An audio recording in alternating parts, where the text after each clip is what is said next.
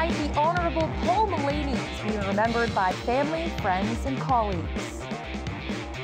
Plus, Worcester officials and community partners unveil their plan for incoming evacuees of Hurricane Irma and Maria.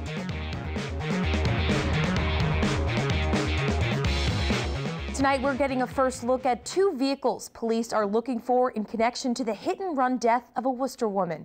Good evening and thanks for joining us. I'm Anna Botari. The crash happened on Route 9 in East Brookfield Sunday night.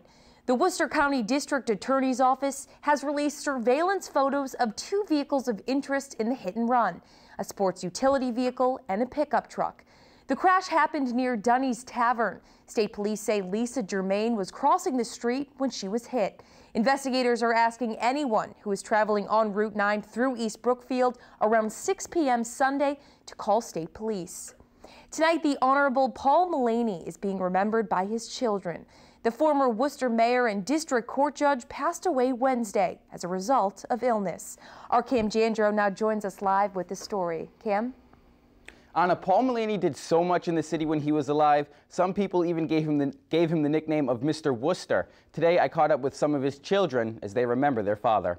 War hero, mayor, and judge are just some of the titles Paul Mullaney held during a well-lived life spanning 97 years. But to his children, he was only known as Dad. A gentle person. He was humble. He was a patriot, loved his city. He was a wonderful father. We did cherish him. We knew he was special. Mullaney was born in 1919 and spent most of his life in Worcester. 7 of his 9 children still live in the city.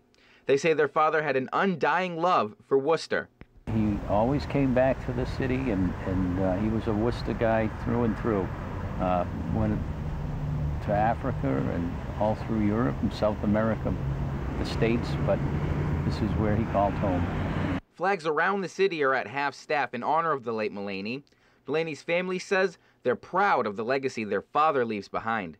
Over the years, countless numbers of people have told me how much they have enjoyed either working with him or appearing in front of him. And I think the legacy is really just the good feeling that he gave to a lot of people who knew him.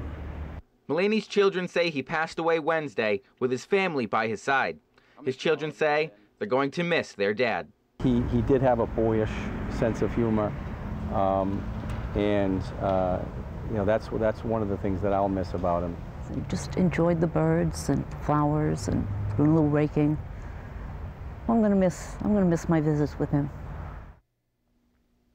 Now, Mullaney's children said even in his later years, he had a one-of-a-kind personality, and his loss will be felt across the city. Anna? Thanks, Cam. Well, also remembering Mullaney is some of his friends and co-workers.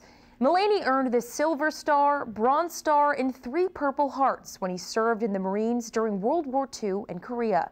He was elected to City Council and the Mayor's office before serving as judge. Worcester County District Attorney Joseph Early Jr. grew up with his family and says Mullaney was a humble man.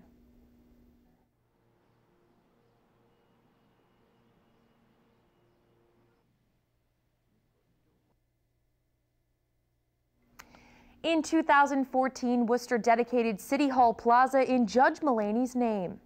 While switching gears, the city of Worcester, alongside partners from Power, Puerto Rico, and Centro Inc., announced a collaborative plan for resettling evacuees of Hurricane Irma and Maria. Since Hurricane Maria, the city of Worcester has received 113 new students in the Worcester Public Schools from the affected areas, and Centro Inc. is working with 203 evacuees in total.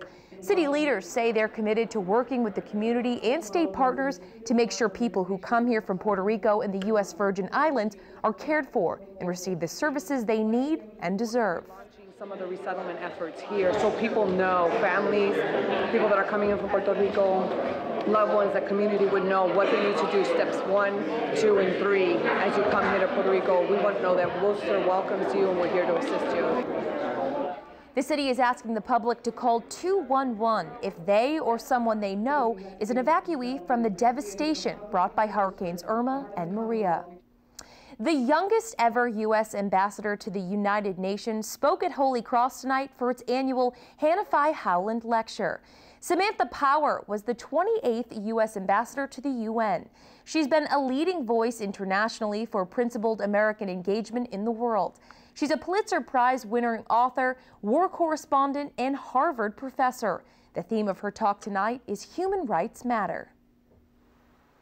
People crave, in a universal way, what at least I've seen all around the world, is to be taken seriously, to be heard, to have agency, in one's own life. And so to both remind people of that, affirm that, but also for each of us to remember that we have a role in helping other people feel seen and imbuing them, in a sense, with dignity. Stone says she hopes to come away with a new sense of what students are prioritizing, which she says is a critical part of seeing their dignity. A Pop Warner group based out of Webster has a variety of special needs, making this brand new South County Challenger cheer team incredibly special. Alicia Palumbo has the story. Even the youngest cheerleaders know they perform better as a team, cheering together as one and rooting each other on.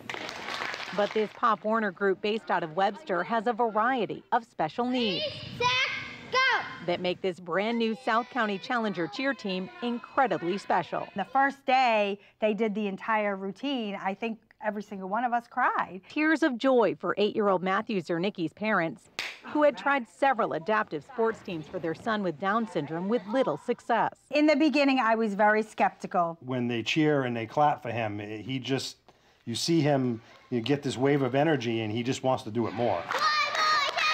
The repetition of these routines is key for Matthew and his teammates who have varying challenges like autism and intellectual delays. Even though they're all a little bit different, there are a lot of things that they have in common, and it kind of bonds them together. And it doesn't hurt that they have a coach with endless patience, a caring heart, so good! And a background in teaching. Being a special ed teacher too means that I have a lot of visual supports. Visuals are everything for these kids. Coach Ashley has even written out some of the cheers on cue cards, and she's got a color-coded schedule broken into 10 to 15-minute increments for practice. Every day that I work with them, they grow in so many different ways. Ready to go home? Yeah. That growth evident for 9-year-old Abigail Tripp's mom. How was school? Good, Mommy. Who says her daughter lights up when she's cheering with her team. Why do you love going to cheerleading practice? My cheering friends, Zoe, Zara, Simon, and Matthew, and Leanne. I wanted to put Abigail in something where she doesn't feel different.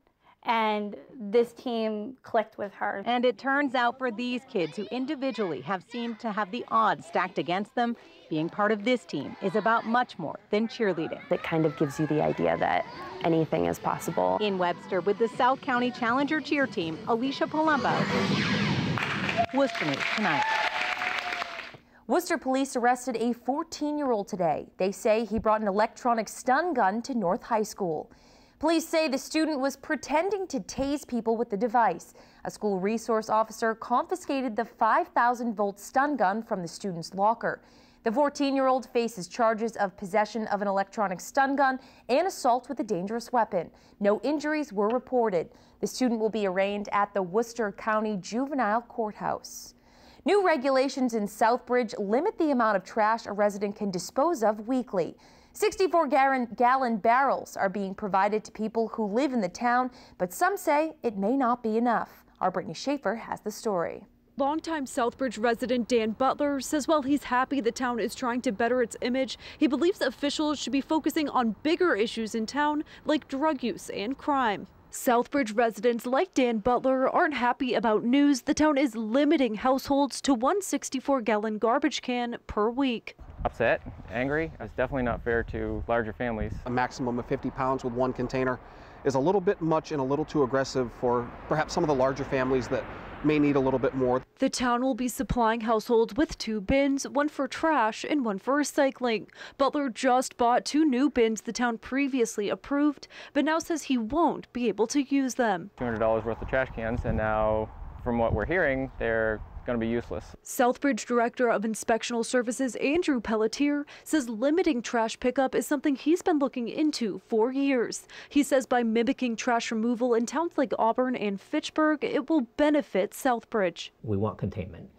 Containment will beautify the sidewalks during collection day. We want to massively increase recycling. And then with the announcement of the closing of the landfill, obviously minimizing trash, looking for the financial impact to the town in the future. Although the new regulations won't go into effect until December 1st, Pelletier says many in the town are already doing their part. We launched a volunteer program 2 years ago. 3,200 participants voluntarily wanted this program. Anybody who's been on the program, we have not heard any complaints. Back in August, Casella Waste Systems announced it will be closing their landfill in Southbridge, but under contract, they will still be removing the town's trash weekly until 2027. It's why Butler doesn't think now is the right time to limit trash. Why is it on now the residents to have to reduce our trash, which basically the town is saving Casella money, because if our landfill's full, they still have to pick up our trash. After a 5-year battle trying to close down the landfill close to his home, and now with these new restrictions, it has Butler thinking about relocating. We're definitely looking elsewhere at this point. Other towns, it just seems like one thing after another. Now again, the restrictions begin on December 1st. Pelletier says if any families have more trash they need to dispose, they can do so directly at the landfill on Saturdays. Brittany Schaefer, Worcester News Tonight. Worcester's municipal election is less than a week away, and over the next several nights, we'll be catching up with the at-large council candidates. Each weeknight leading up to November 7th, we have a preview asking each candidate what they feel are the most important issues facing the city. Tonight, we hear from incumbent at-large city councilor Khrystian, who's currently in his first term. Some of the things that I'm pushing is middle school sports, trying to bring that back. We haven't had it in 8 to 10 years. Really need to give kids healthy opportunities because, you know, when we improve opportunities and access for our youth, we improve our economy and we improve our community at large. So I'm working outside of the school budget with the manager, district attorney's office, superintendent, and others in the business sector to try to figure out how we can fund that. Also, police substations that will be housed and allow more police presence in our communities. And we're asking, in order to keep costs down, to have those housed in local nonprofits, colleges and universities, you know, so that they can do their part in making our community safe.